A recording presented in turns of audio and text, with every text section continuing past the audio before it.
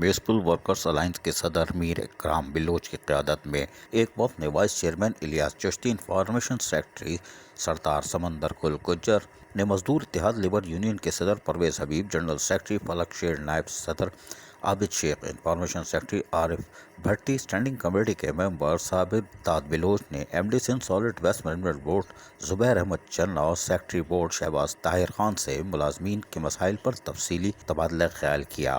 اس موقع پر مسیح بھائیوں کی زیارت مقدسہ کی حاضری، ہندوؤں کو یاترا پر بھیجنے اور 25% ادائیگی جلد کرنے پر، اگست کی ادائیگی کو یقینی بنانے پر بات چیت کی گئی۔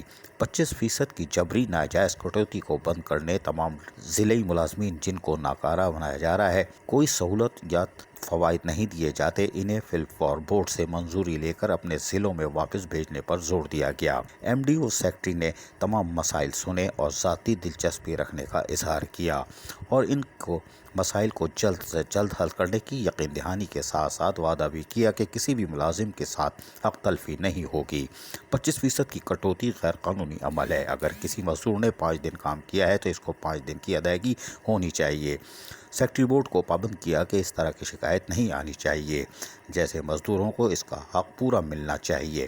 مزید M D Sindh solid waste management board Zubair Ahmed Channa نے کہا کہ میں نے اپنے دورانیے میں ملازمین کو اس کا حق دینے کی بھرپور کوشش کی ہے۔ جہاں کہیں بھی جائز کمی و بیشی ہے، آپ لوگ نشاندہی کریں، اس کو بھی پورا کر دیا جائے گا۔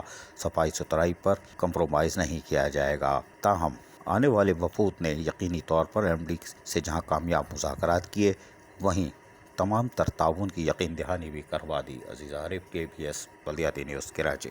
ایسی ہی خوبصورت ویڈیوز فیوچر میں حاصل کرنے کے لیے ریڈ بٹن پر کلک کر کے اور بیل آئیکن کو پریس کر کے ہم سب کے سبسکرائبر بننا مت بھولیے۔